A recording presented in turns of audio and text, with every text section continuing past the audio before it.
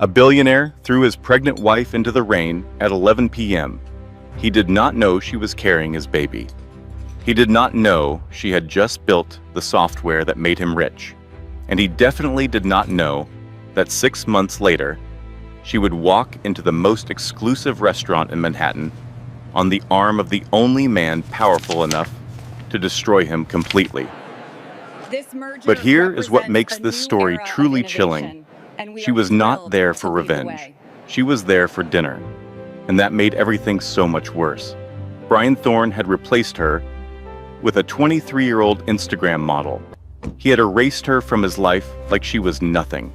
He was absolutely certain the past was behind him. Until the moment he looked up from his wine glass and saw her, 7 months pregnant, glowing, untouchable, and holding hands with Adrian Vance, the billionaire who owned every company Brian depended on.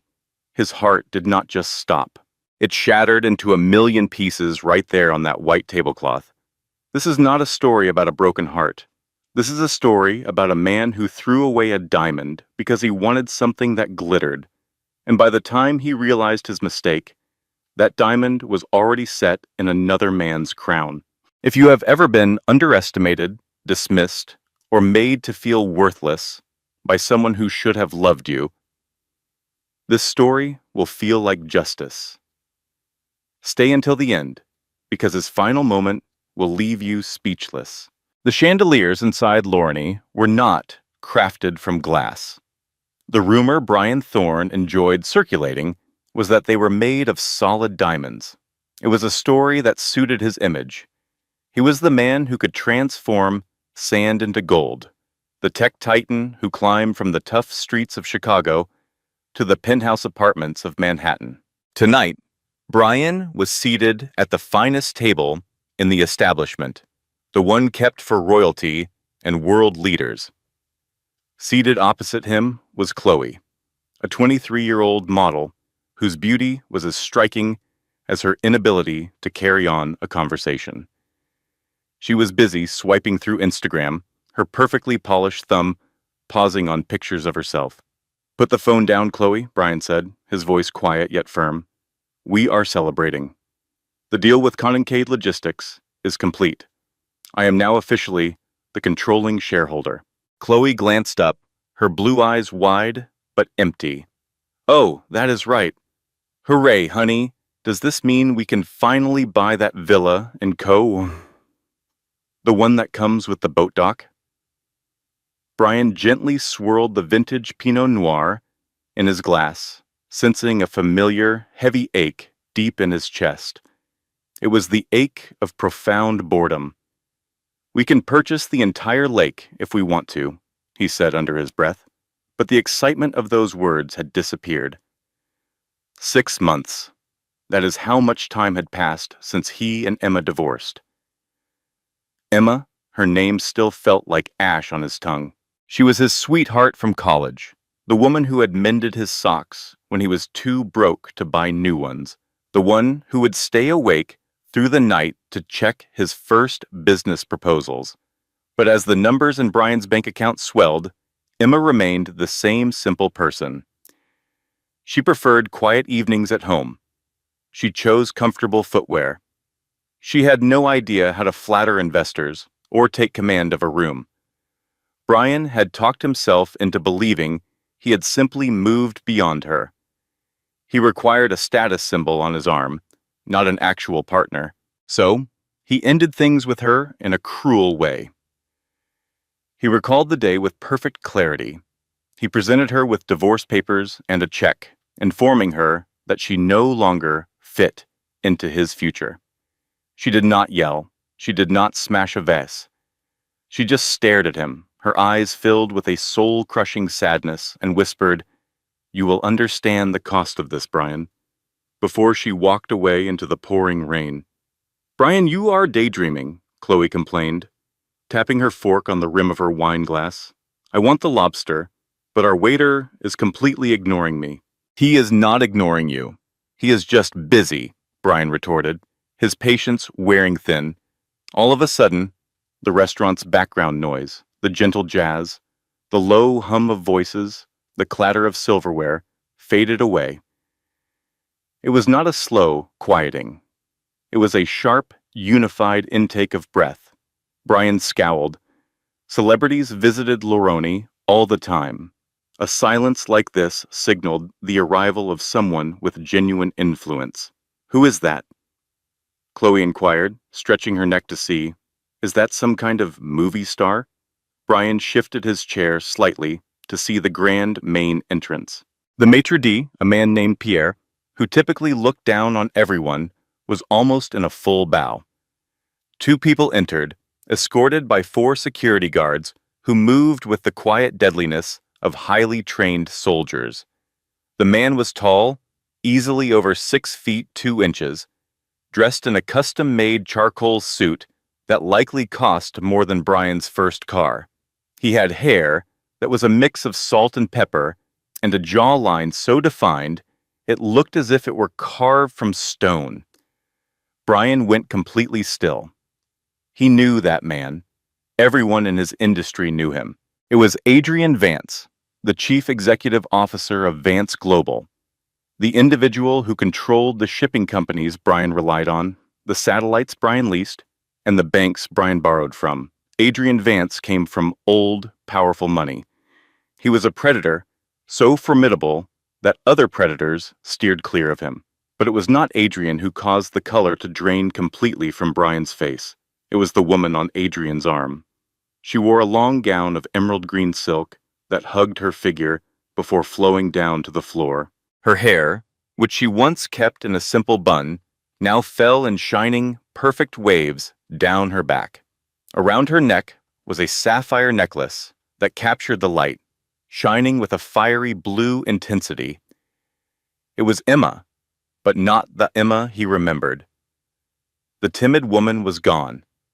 This woman moved with her head held high, her eyes scanning the room with a calm, intimidating self-assurance, and that is when Brian noticed it.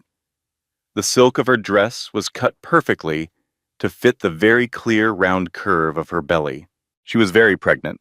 Brian's hand clenched his wine glass so tightly that the stem broke. Red wine flowed across the perfect white tablecloth, looking unsettlingly like a spreading stain of blood. "Oh my goodness, Brian, see what you have done," Chloe cried out, leaping backward to get away from the spill. Brian did not hear her. He could not hear anything over the sound roaring in his ears. Pregnant? She looked to be at least 7 months along. He did the calculation in his mind instantly. 6 months had passed since the divorce. She was 7 months pregnant. The entire room started to spin. The baby, was it his, or had she moved on from him that fast? As the host guided Adrian and Emma across the restaurant, their path took them right past Brian's table. Brian felt frozen, unable to tear his eyes away. He expected Emma to look away, to cower, to hide. But as they came closer, Emma's gaze locked directly with his. There was no trace of fear in her eyes. There was no sign of love either. There was just a cold, smooth detachment, like seeing a complete stranger on a train. Adrian Vance gently put a protective hand on the small of Emma's back, bending down to say something quietly in her ear. Emma let out a laugh, a true and musical sound Brian had not heard from her in years. They swept past his table, leaving behind the scent of jasmine and expensive cologne. "Wait a minute," Chloe whispered, her eyes becoming narrow. "Is that not your ex-wife, the plain one?" Brian just stared at the red stain growing on the tablecloth. "Yes," he managed to say, his voice sounding like it belonged to someone else. "That is Emma." A waiter hurried to their table to clean the spill, offering endless apologies as though it was his own fault that Brian had lost control. Brian impatiently waved him off, his hunger completely gone. "I do not understand," Chloe said, picking apart a roll of bread. "You told me she was broke. You told me she was a nobody. So why is she with him?" "That is Adrian Vance. My own father says Adrian Vance has enough money to buy this entire city if he wanted to." I do not know, Chloe, Brian said sharply, loud enough to make a nearby couple look over.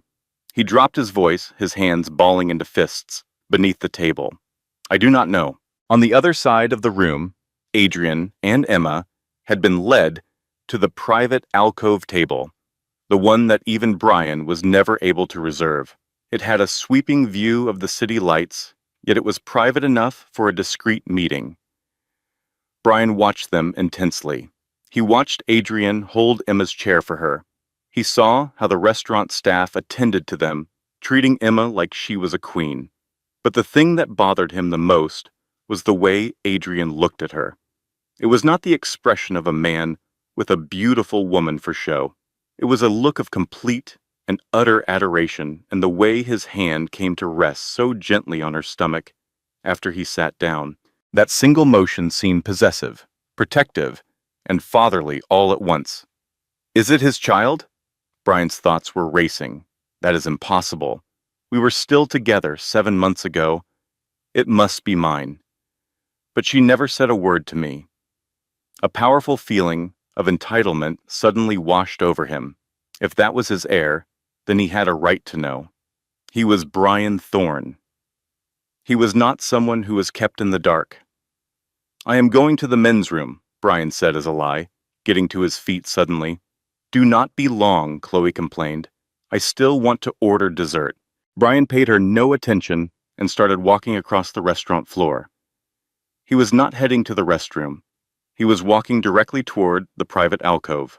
His heart was pounding in his chest, filled with a mix of rage and a weird, sudden desperation he had not anticipated.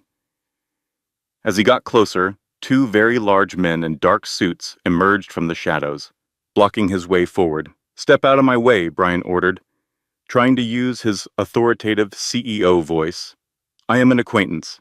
Mr. Vance is not seeing visitors at the moment, one of the guards stated, his tone flat and disinterested. Let him come through, Marcus. A deep voice called from the table. The guards moved apart.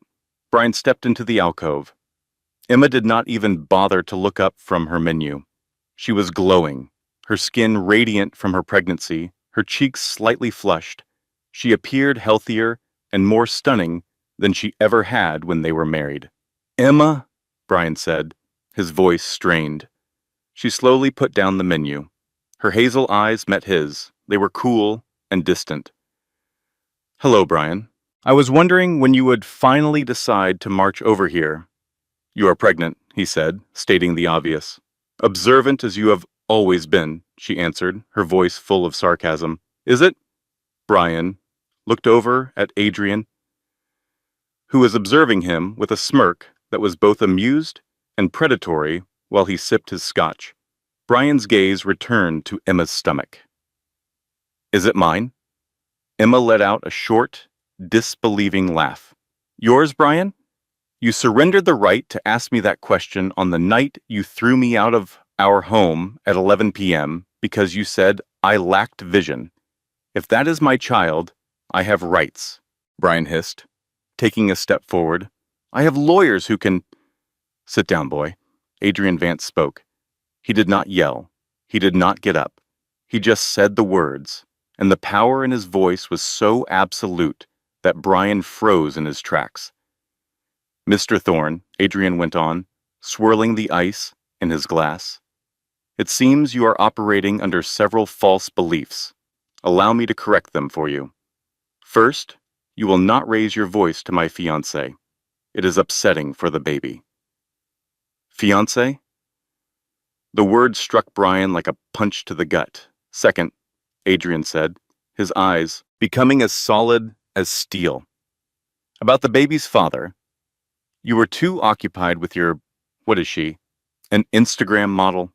You spent the last year of our marriage chasing after her, so you barely laid a hand on your wife. We both remember how things were, Brian, so do not make a fool of yourself by acting like you were an attentive husband. Brian's face turned a deep shade of red. He stared at Emma, looking for any sign of weakness. Emma, tell him. Let him know who I really am. I already told him who you were, Brian, Emma responded gently. She rested a hand on her stomach. I told him you were the man who tore me down just to build yourself up. I told him you were the man who constantly told me I had no value. She then reached over and held Adrian's hand. And then Adrian showed me I was worth everything. You are only with him for his wealth, Brian snapped, his pride beginning to shatter. That is the reason, is it not? You left a millionaire to be with a billionaire. You are nothing but a gold digger, Emma. The temperature in the private dining area seemed to drop by 10 degrees. Adrian placed his glass on the table. The soft sound seemed to echo like a gunshot. Be very careful, Adrian said in a low voice. You are talking to the chairwoman of the Vance Foundation, and she is not like you, Brian. She did not inherit her fortune or take it from someone else. She rebuilt her life from the wreckage you created. Just then, a very impatient Chloe clicked her way over to their table in her towering high heels. She glanced at the three of them, feeling the tension, but not being smart enough to understand what was happening. Honey, what is taking so much time? Chloe complained, clinging to Brian's arm. She gave Emma a scornful look. Oh, it is you. Wow, you have really let yourself go. I guess the single life is not treating you well. A heavy silence filled the air. Emma did not react with anger. Instead, she offered a slow smile full of pity. You must be Chloe. Brian has always been drawn to shiny things with no real substance. Chloe was speechless. Excuse me? You can keep him, Emma declared, directing her attention back to the menu.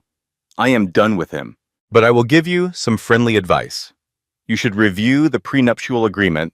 Brian is very careful with his money. Adrian let out a dark laugh. Marcus, please remove them. They are spoiling my dinner. The security guard moved toward them. His large frame was intimidating. This is not finished, Emma, Brian growled as the guards guided him away. You cannot keep my child away from me. I will ruin you in court. Adrian Vance rose to his feet. He seemed to loom over Brian.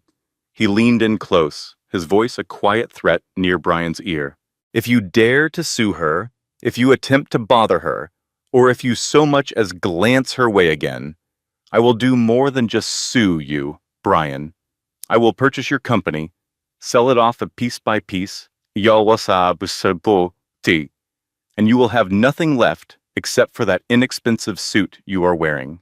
Do not challenge me. Brian backed away. He had no other option. He returned to his table, with Chloe complaining in his ear about their rudeness. But Brian was not listening. He took his seat, gazing at the empty chair where his future was supposed to be sitting. He watched Emma sharing a laugh with a billionaire, pregnant with a child, who could be the heir to 2 fortunes.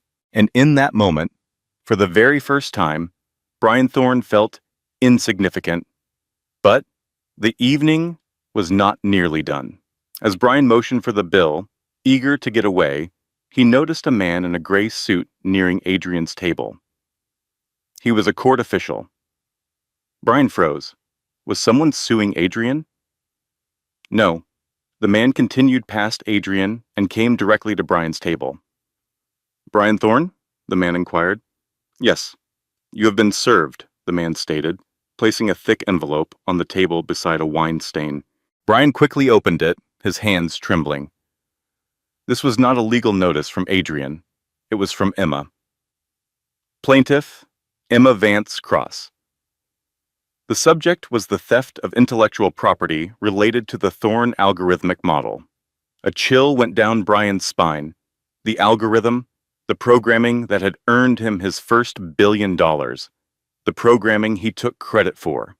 The programming Emma had actually created for him in their college apartment 10 years earlier. This was not just about getting even. She wanted to take it all. The morning light streamed through the glass walls of Brian Thorne's office, but it offered no comfort. The room was cold, with a sterile feeling that matched the tense atmosphere among the 3 men at the mahogany table. Brian sat with his face in his hands. Across from him sat Marcus Sterling, his top lawyer, a man who typically charged $500 an hour to look uninterested, but today he looked truly frightened. "Please tell me this is some kind of sick joke, Sterling," Brian said under his breath, pushing the legal papers across the table. She was an English major. She just checked my emails for spelling. She did not create that code. Sterling took off his glasses, and a drop of sweat ran down his forehead. "Brian, our digital forensics team has examined the source code for the Thorne algorithmic model, which is the core of your company. They discovered something hidden deep inside the core programming, some hidden data." "So what?" Brian demanded. Sterling pressed a button on his computer, showing an image on the wall. It was a long line of code, but tucked inside were personal notes from the programmer to Brian. "So you can finally get some sleep tonight, love, E." Brian just stared at the projected image. The memory struck him with the force of a punch. It happened 7 years ago. He was about to fail his final exams because his program kept failing. He had fallen asleep, completely exhausted, on their small sofa. When he awoke, the program was working perfectly. Emma was there with a fresh cup of coffee and a weary smile. She mentioned she had tinkered with it a little. He thought she had simply corrected a small error. He never imagined she had rebuilt the entire system from the ground up. "It is even worse than that," Sterling said, his voice low. "The legal papers state that she registered the copyright for this exact system using the name Ghostwriter 3 days before your company launched. She is the legal owner of the intellectual property, Brian, and she is requesting an emergency court order to shut down your servers until an agreement is made." "Shut us down?" Brian jumped up, sending his chair flying. "If our servers are offline for 1 hour, our stock will fall by 10%. If they are offline for good, Thorne Tech will be out of business in a week." "Then you have to make a deal," Sterling stated with a serious expression. "Offer her anything she desires: money, company shares, a public apology. Because if this ends up in court, she has all the digital evidence and Adrian Vance's entire legal department supporting her. They will completely destroy us." Brian went to the window and gazed out at the city he believed was his. His phone vibrated. It was a message from Chloe. It read, "Honey, my credit card was just rejected at Gucci. You need to handle this now. Everyone is looking at me." Brian hurled his phone at the wall, and it broke into pieces. He could not afford to lose his company. He was Brian Thorne. He was a brilliant innovator. He was not a fake who succeeded because of his wife's work. "Where is she now?" Brian asked, facing Sterling again. "She is the host of the Silver Gala at the Metropolitan Museum this evening," Sterling answered. "It is an event to raise money for single mothers. The tickets cost $20,000 a person." "Get me a ticket," Brian commanded. "Brian, if you go near her, it would be a violation of the restraining order." I said, "Get me a ticket," Brian yelled. "I am not going to bother her. I am going to make her remember that she once loved me. Emma is a kind person. She is driven by her feelings. If I can get her by herself, away from Vance, I can calm her down. I can convince her to stop this." Sterling seemed unconvinced, but he took out his phone. "I will see what I can do. But Brian, she does not seem so soft anymore." The Metropolitan Museum had been turned into a dazzling spectacle of silver and white. The most powerful people in the city, including politicians, wealthy heirs, and tech billionaires, moved through the grand halls with glasses of champagne. Brian came by himself. He had not invited Chloe. He wanted to appear somber and regretful. He had on his most formal suit, yet he felt like he did not belong there. Every quiet conversation he passed seemed to be about him. "Did you see that Thorne Tech's stock price is dropping today? I heard Vance Global is buying up a huge part of a new competitor." Brian worked his way through the guests, searching for a dress of emerald green, but he saw no green that night. He saw silver instead. Emma stood on a raised stage near the Temple of Dendur, addressing the audience with a microphone. She was wearing a silver maternity dress that glowed like liquid moonlight. She looked majestic and out of reach, like a queen speaking to her people. And for that reason, the Vance Foundation is committing $50 million to provide legal assistance for women who have been unfairly left with nothing in their divorce cases, Emma announced, her voice confident and firm. The guests broke into loud applause. Brian felt a wave of sickness in his stomach. That fund was a clear attack against him. When Emma came down from the stage, she was quickly surrounded by well-wishers, and Brian saw his chance and went for it. He navigated his way through the gathering, paying no attention to the disapproving looks from people he had ignored before.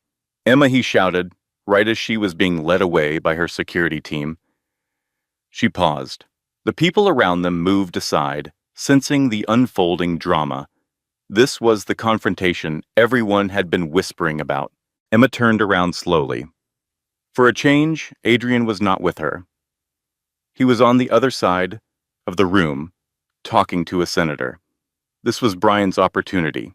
"Brian," she said, her face gave nothing away. "You purchased a ticket. How thoughtful of you. I will consider that $20,000 a down payment on the alimony you still owe me." The mention of alimony caused a few people to laugh quietly. Brian moved in closer, speaking quietly in a desperate tone. "Emma, please, we have to talk in private. Anything I have to say to you can be said in court," she responded without emotion. "It is about the company," Brian begged. "You are going to ruin it. Do you realize how many people are going to be out of a job? I understand that you are upset with me, but please do not punish my employees for it. That is not the person you are. You are a good person. You are the kind of person who rescues stray cats." Emma's eyes lit up with anger. The woman who rescued stray cats disappeared the night she had to sleep in her car because her husband had cut off all her credit cards. A gasp went through the crowd. The color drained from Brian's face. He had prayed that secret would stay buried forever. "I did not know you had nowhere to live," he stammered. "I just assumed you went to your parents' house." "My parents are gone, Brian. You were aware of that. You just did not care."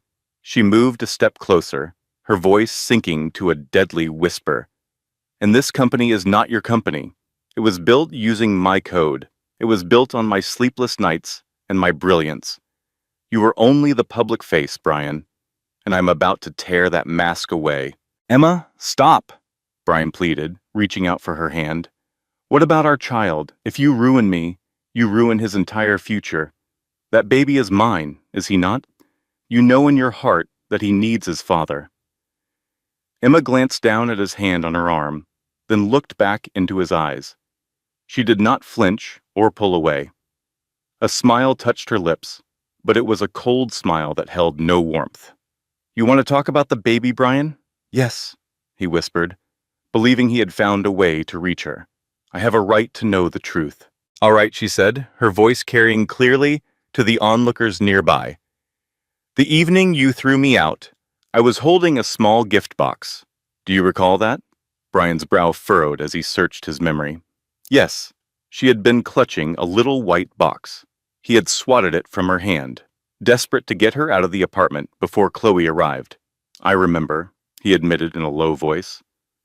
"Inside that box was a positive pregnancy test," Emma said, her voice trembling with barely contained fury, and next to it was a tiny pair of baby booties. "I was trying to tell you. I was trying to say, Brian, we are starting a family, and you just stared at me and said, 'Take your garbage and get out of my house.'" Brian felt as if every drop of blood had left his body. The entire room seemed to tilt. "So do not stand here now and act like you care about being a father," Emma hissed. "You threw your own child away before he was even born, but now he has a father. A real man who held me when I cried, who attended every single ultrasound, who built the nursery with his own 2 hands. It is not the same thing, Brian protested, his voice weak. Biology is what matters. Biology makes you a sperm donor, Brian. Love is what makes you a father. Just then, a heavy hand clamped down on Brian's shoulder. It was Adrian Vance. He had crossed the entire ballroom in mere seconds. "Is there an issue here?" Adrian asked. His tone was quiet, but it had a terrifying depth. "We are just having a conversation," Brian said, attempting to shrug the hand off his shoulder. He could not. Adrian's grip was like solid steel. "It appeared to me that you were distressing my wife," Adrian stated. "She is not your wife yet," Brian spat, his jealousy surging. Adrian just smiled. He reached inside his jacket and took out a folded sheet of paper. He slid it into Brian's breast pocket.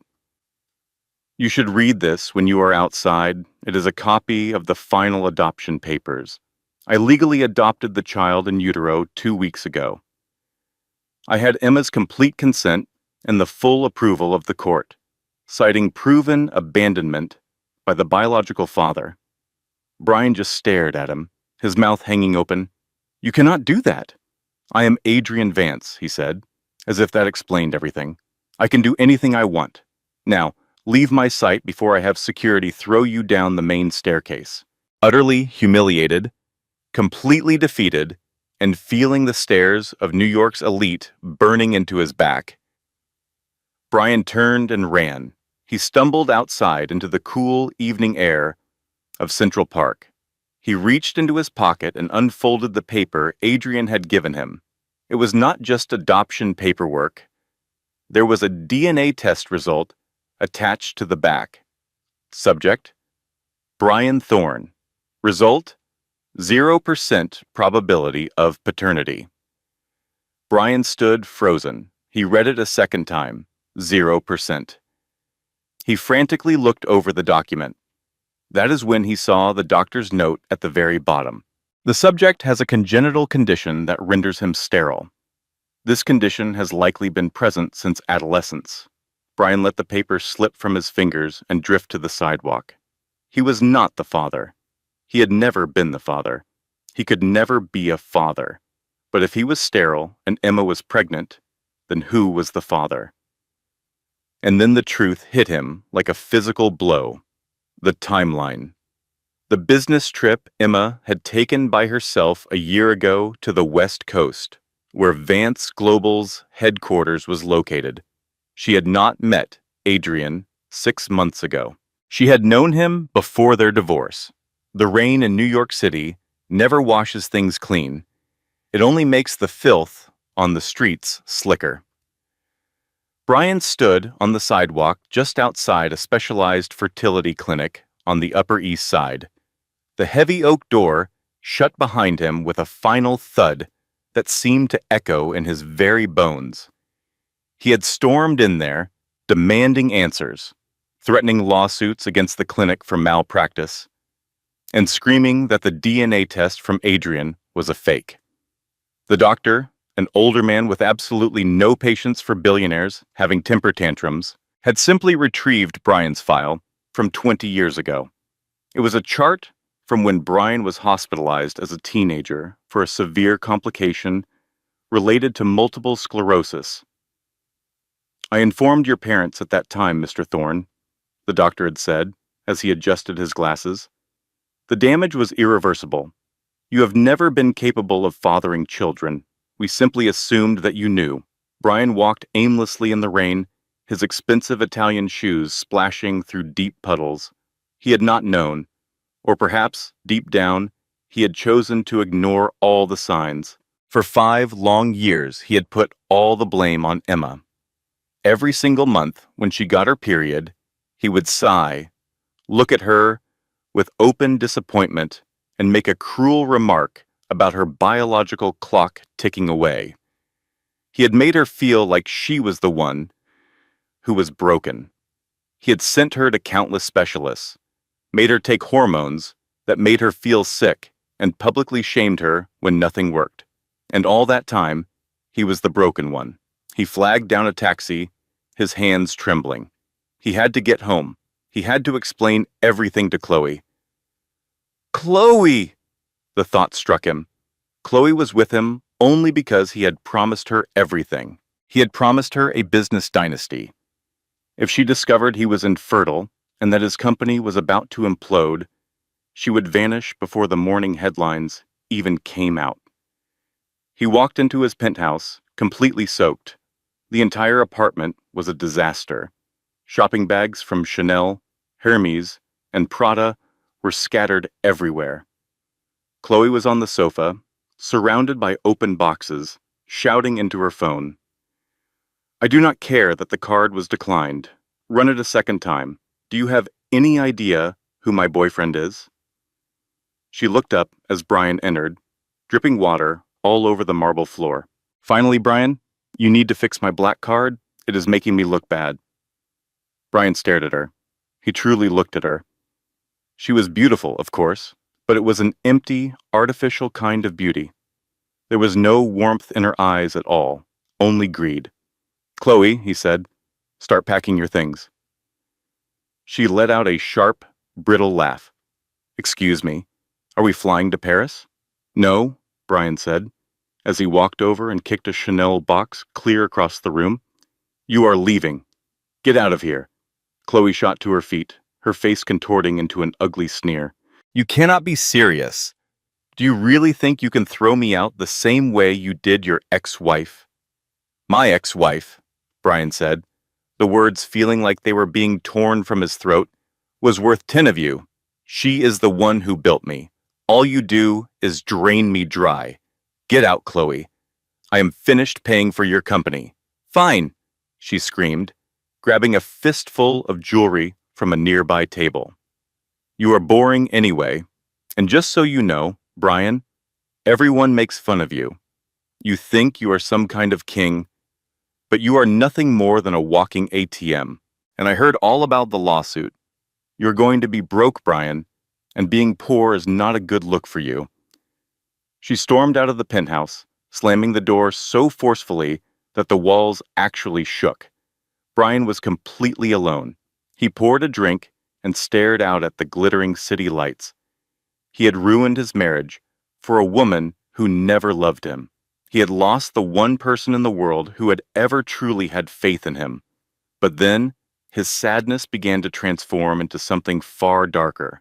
A cold, vicious anger started to swell inside him. Emma knew. She must have known all along. If she was pregnant now, and the baby was not his, and he was sterile, it could only mean one thing. She had cheated on him. The timeline kept bothering him. They had been divorced for 6 months, but she was 7 months pregnant. She had slept with another man while they were still married. Brian laughed. A strange, manic sound. Saint Emma, the woman who acted so perfect and pure. She was an adulteress. He grabbed his phone. He dialed a number he had not called in years, a slimy tabloid reporter named Barry, who owed him a big favor. Barry, Brian said, his voice slick and dangerous. I have a major scoop for you. I have the real story behind the Adrian Vance and Emma Cross romance. It is about how the billionaire stole another man's wife and how Saint Emma was carrying another man's child while she was still sleeping in her husband's bed. That is pure dynamite, Brian, Barry said, his voice full of glee. But do you have proof of the timeline? The baby is all the proof we need, Brian lied. Run the story. Ruin her reputation completely. If she wants to sue me for my company, I will make sure she is too humiliated to even show her face in a courtroom. Brian ended the call. He felt a sick sense of triumph. If he was going to be ruined, he would drag everyone else down with him. The headline the following morning was absolutely brutal. Billionaire's baby scandal. Did Adrian Vance steal his pregnant mistress from a heartbroken husband?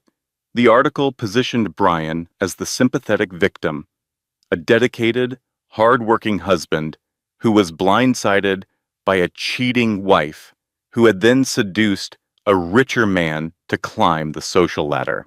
It strongly implied that the baby was the result of a secret affair that happened inside Brian's own home.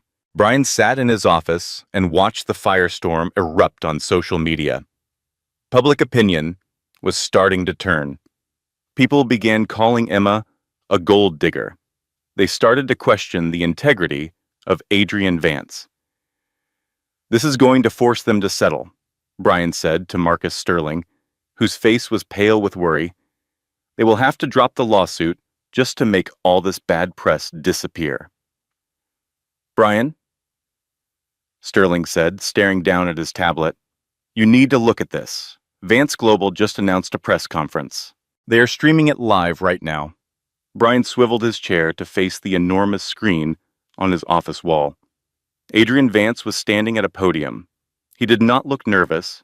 He did not look angry. He looked like an executioner. Standing right beside him was Emma. She was not trying to hide. She looked directly into the camera, and her expression was absolutely fierce. "This morning," Adrian began, his powerful voice filling the room through the speakers, "a desperate man attempted to use the media to bully a pregnant woman. Brian Thorne has to model. Accused my fiancée of being unfaithful. He has told everyone that I wrecked a happy home." Adrian stopped and stared directly into the camera. "We expected this kind of behavior, because liars always believe that everyone else lies too." Adrienne moved aside, and Emma approached the microphone. "I never cheated on Brian Thorne," she stated clearly. "For 7 years, I was a faithful wife. I was his rock when we had nothing. I am the one who wrote the code that made him a billionaire, often while he slept." She raised a document for the camera to see. "This is a medical report.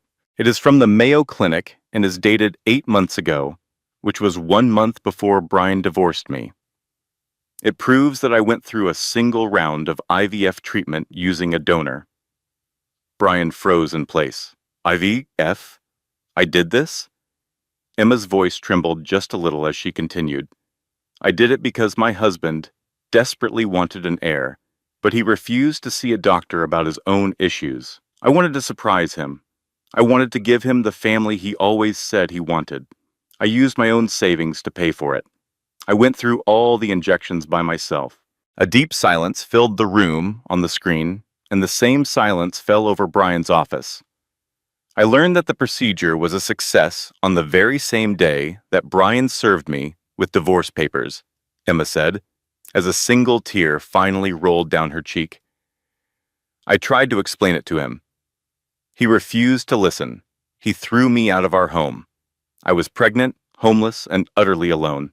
That was the moment Adrian Vance found me. He did not steal me from you, Brian. You threw me away. He simply picked up the treasure that you were too blind to recognize." Adrian returned to the microphone. "Regarding the business, Mr. Thorne appears to have forgotten a critical detail about the ghostwriter software that he stole." Brian felt his stomach plummet. "Emma did not just write the original code," Adrian explained with a grim smile. "She also protected it.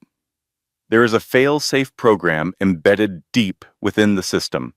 It is a kill switch.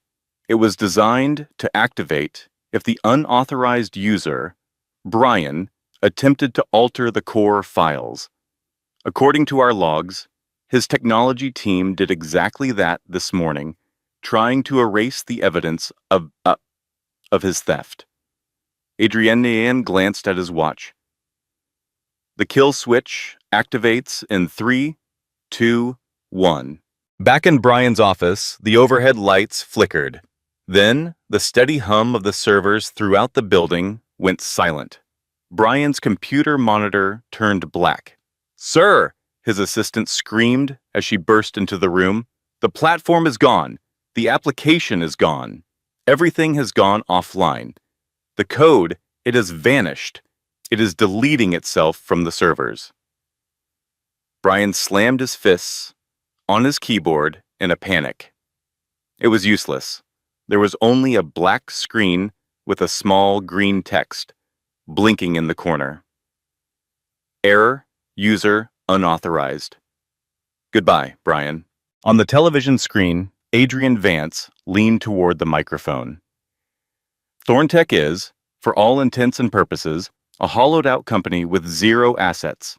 Its stock is currently in a complete nosedive. I have also reached out to the SEC to provide them with evidence of Brian Thorne's embezzlement of company money, which he used to finance his mistress's lavish lifestyle. Adrianen's gaze was as cold as steel. Checkmate, Brian. The broadcast ended. Brian just sat in the dead silence of his office. Then his phone started ringing. It was the board of directors, followed by the SEC, followed by his bank. He ignored the calls. He walked over to the massive floor-to-ceiling window and gazed down at the streets of Manhattan. He had always wanted to be a king. He had always wanted people to fear him. He had finally gotten his wish. He was now feared, but only as a cautionary tale. He watched a black SUV pull up to the street far below. He saw a small figure, wearing a green coat, get into the vehicle, with a tall man helping her. Even from that high up, he could see the tenderness in the man's gesture. Emma. She had won. She had done more than just defeat him. She had completely erased him. Brian collapsed to the floor. The silence of his empty office felt like a crushing weight pressing down on him. He reached into his pocket and took out an old, crumpled photograph he had carried in his wallet for years. It was a picture of him and Emma in their college dorm, sitting on the floor eating pizza and laughing. They had been broke, but he had looked genuinely happy.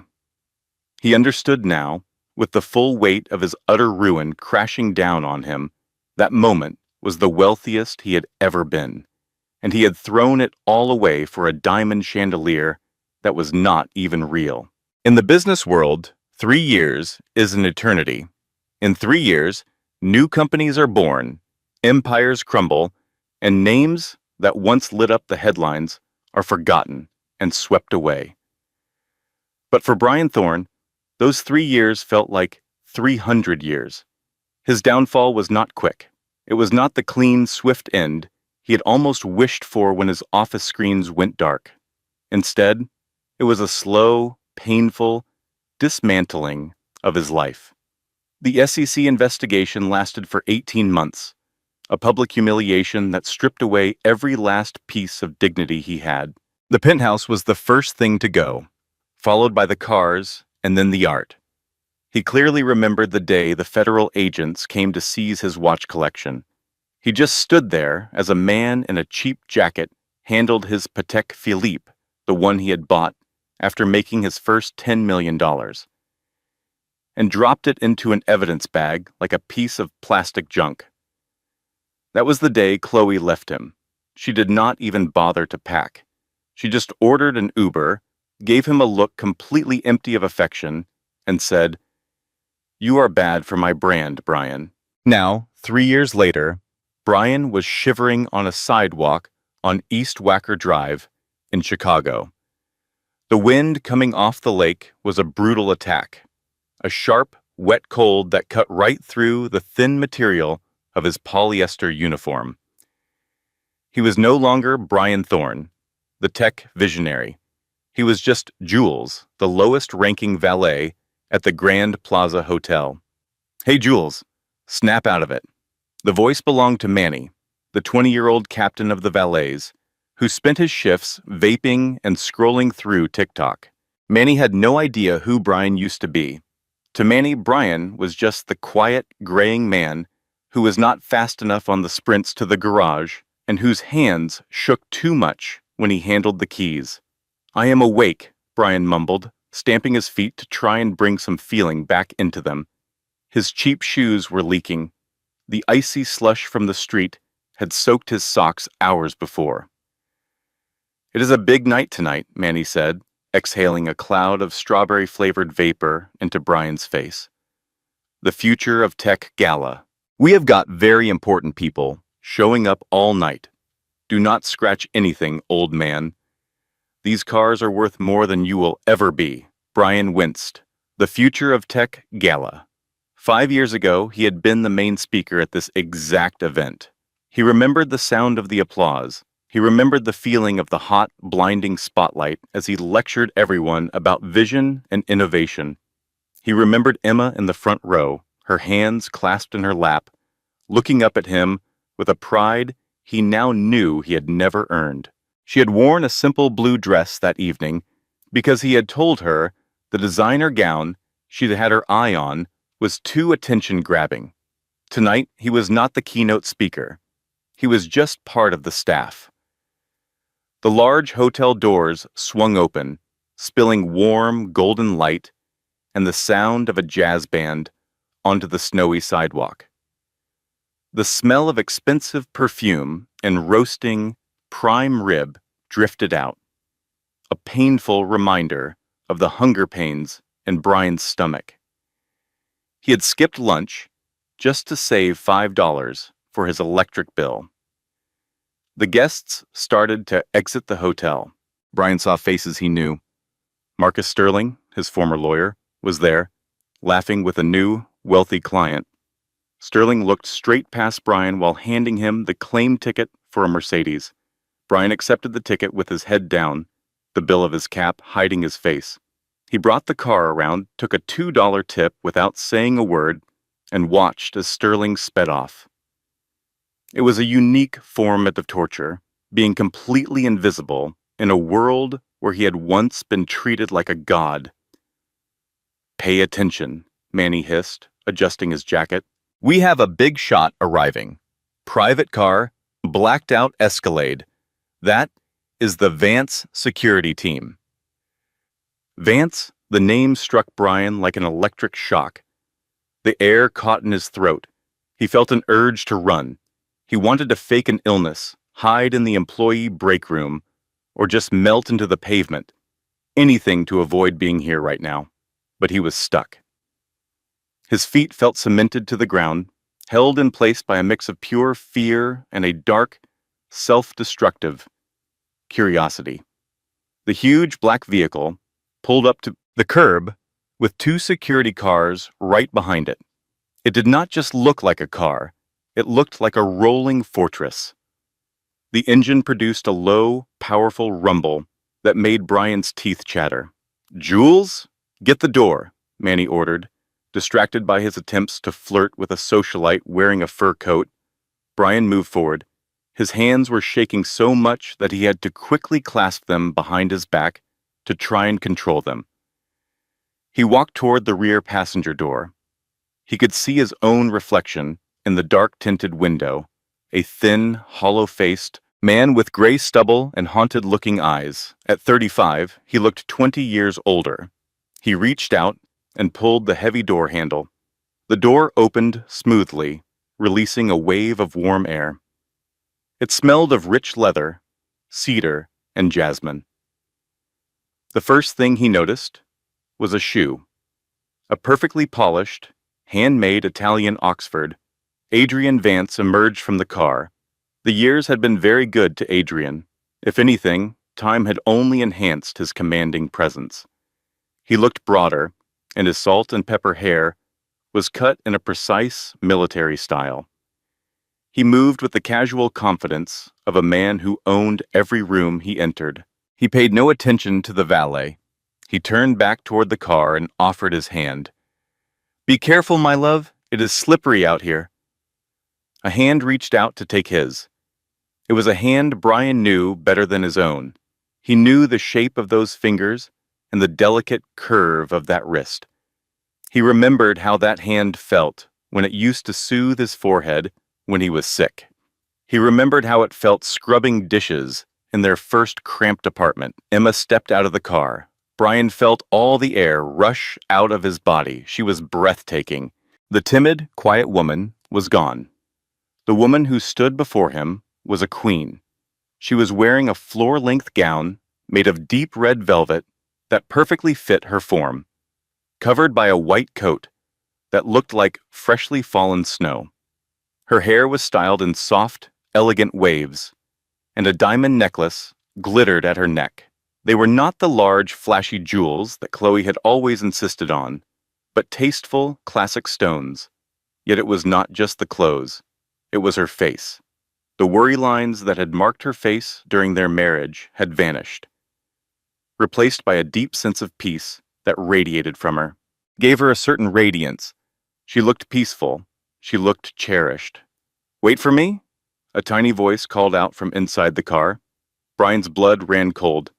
A little boy, no older than 3, clambered to the edge of the seat. He was wrapped up warm in a tiny navy peacoat and a red scarf. His hair was dark and curly, and his curious, bright eyes took in everything around him with amazement. Adrienne let out a deep, joyful laugh, a sound Brian had never heard aimed his way. "We would never forget you, Leo. Come on, buddy." Adrienne lifted the boy easily and settled him on his hip. The little boy giggled and wrapped his tiny arms around Adrian's neck. "Daddy, did you see the robot?" the boy asked, his voice full of excitement. "The one that had lasers?" "I sure did," Adrian answered, kissing the top of his son's head. "But I have a feeling you were a bigger fan of the dessert table." "I love cookies," Leo announced, with great seriousness. Emma chuckled, gently wiping a snowflake from the boy's nose. "You are 100% your father's son, a love for sweets and a fascination with lasers. Your father's son." Those words ricocheted inside Brian's mind, rattling around in the hollow space where his soul used to be. His father's son. Leo was not Brian's child. He could never have been. The DNA results had been the final, crushing blow to his pride. The test proved he was sterile. He was a biological dead end. All that talk about his legacy, about building a dynasty, about the Thorne family name, it was all just a pathetic lie.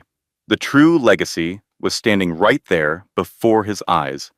A joyful, healthy little boy being raised by a man who earned respect without ever having to demand it. Brian just stood there, by the car door, completely frozen. He knew he was supposed to shut the door. He should have just stepped away and disappeared into the background. But he found it impossible to tear his eyes away from the child. The boy had Emma's nose. He had her smile too. Then, all of a sudden, the little boy's gaze shifted to him. Leo's eyes met Brian's. The child saw no failure. He saw no washed-up fraud. He only saw a man wearing a funny hat who was standing out in the snow. "Hi," Leo said, giving a little wave with his mittened hand. The simple sound of the boy's voice broke what was left of Brian's self-control. Hot tears welled up in his eyes instantly. He tried to form a word, to say hello back, but his throat felt tight and closed. Emma turned her head. She looked where her son was looking. Her gaze fell upon the valet. For just a second, the world stood still. Snowflakes drifted down silently. The sounds of the city seemed to disappear. Then, the realization slowly crept into her expression. It was not a dramatic moment. She did not gasp. She did not clutch her pearls in shock. Her eyes just widened ever so slightly. She saw the cheap uniform, the soaked shoes, the graying hair, and the name tag that said Jules. Brian prepared himself. He was waiting for the sneer. He was waiting for her to laugh. He thought she would tap Adrienne on the shoulder and say, "Look at that, honey. Look what we found." A part of him almost wished she would. He had earned her anger. Anger would at least mean he still had some importance to her, even if it was negative. But Emma showed no anger. Instead, her face softened. Her shoulders relaxed just a little. She gazed at him with a deep and overwhelming sadness. It was the same look you would give a stray animal that has been hurt too often to trust anyone. It was simple pity, pure detached pity. She never said his name. She gave no sign of their shared history. She did not ask how he was doing. She just turned her attention back to her husband and her son. "It is getting cold, Adrian," she said in a quiet voice. "We should get Leo inside the jet. He is starting to shiver." "Of course," Adrian agreed. Then he turned toward Brian. Adrian had no idea who he was. For Adrian Vance, Brian Thorne was just a minor detail, a forgotten bad guy from the early days of his relationship with Emma. He was so unimportant that his face did not even seem familiar. "Excellent service," Adrian said. His tone was businesslike but still polite. He reached inside his coat pocket and took out some cash. He pushed the bill into Brian's hand. "Try to stay warm," Adrian added. Brian glanced down at his hand. It was a brand new, crisp, $100 bill. The face of Benjamin Franklin seemed to stare back, making fun of him. "Thank you, sir," Brian managed to whisper. His voice was so hoarse and broken that he barely recognized it himself. Adrian gave a nod and turned to lead his family to the hotel's private entrance, where a car was waiting to drive them to the airfield. "Bye-bye," Leo chirped from over Adrian's shoulder, waving his little mitten once more. Brian lifted a trembling hand and gave a tiny, feeble wave in return. "Goodbye," he mouthed silently. He stood and watched as they walked away. He watched Adrienne lean over to whisper something in Emma's ear, and he saw Emma rest her head on Adrian's shoulder. They moved together like a single unit, a strong, impenetrable circle of warmth and affection. They were a complete family, and Brian was simply the person who held the door for them. When the heavy glass doors of the hotel shut behind them, blocking his view, the quiet of the street came rushing back. The wind was howling, gusting hard around the corner of the building. Brian stared at the $100 bill he was holding. In his former life, he might have used a bill like this to light one of his cigars. He would have left a tip this large for a waitress who only brought him a glass of water. He would have scoffed at how meaningless the amount was. But now, this single piece of paper represented the difference between having a meal and going hungry. It meant the difference between staying warm and freezing. He clenched the bill in his fist so tightly his knuckles went white. A sob started to build deep in his chest, a sharp, painful feeling he could no longer hold back. He leaned his back against the cold stone wall of the hotel, sliding down until he was huddled on the damp sidewalk. He had dedicated his whole life to building a fortress of wealth to keep everyone at a distance, believing that was what made a man strong. He had always treated people like they were assets, liabilities, or products to be traded. He had thrown away the one woman who had ever loved him unconditionally. He did it all because he wanted a life that looked better in the pages of a magazine. He had desperately wanted to be a king, and now he finally understood the truth. Kings are nothing more than men wearing costumes. The real strength was never in the crown itself. It was in having a hand to hold when the cold snow began to fall. Emma had found someone's hand to hold. Brian only had his own two hands shoved deep in his pockets. "Hey, Jules," Manny yelled from his booth, totally unaware of the broken man on the pavement. "Quit counting your tips. There is a Corolla pulling in. Let us go." Brian used the coarse sleeve of his jacket to wipe his face. He drew in a long, shaky breath. The frigid air stung his lungs, bringing him back to reality. "I am coming," he managed to croak out. He pushed himself to his feet. He straightened out his cheap, oversized jacket. He tucked the $100 bill, a handout from his ex-wife's new husband, into his pocket right next to his bus pass. He walked over to the beat-up Corolla that was pulling up to the curb.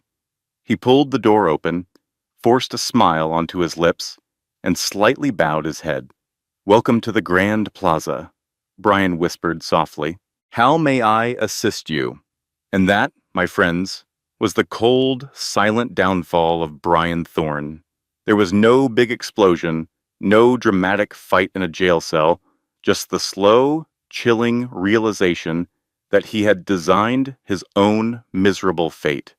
He dedicated his life to pursuing things of value, but he never learned what had true worth. He tossed aside a real diamond because he was chasing something that just glittered, and by the time he understood his error, that diamond was already set in another man's crown. It is a truly harsh lesson in karma. Sometimes the real punishment is not about what happens to you, but about all the things that will never happen for you. Brian lost out on the family, the love, and the legacy. All he got was the tip. Now, I really want to hear what you think in the comments below. That look Emma gave him, that look of pity, do you believe that was more painful than if she had just screamed at him? Is being completely indifferent the best form of revenge? And if you were in Emma's shoes, would you have said anything at all to him? Or do you think she did the right thing by simply walking away? Let us start a good discussion down in the comments. If this story sent a shiver down your spine, please go ahead and hit that like button. It really helps the YouTube algorithm show these stories to a wider audience. Make sure you subscribe and turn on your notifications so you will not miss any of the drama. Thank you for watching, and always remember, be very careful who you step on during your climb to the top, because you just might have to face them on your way back down. Remember this: the people who truly love you do not ask you to shrink yourself so they can feel bigger.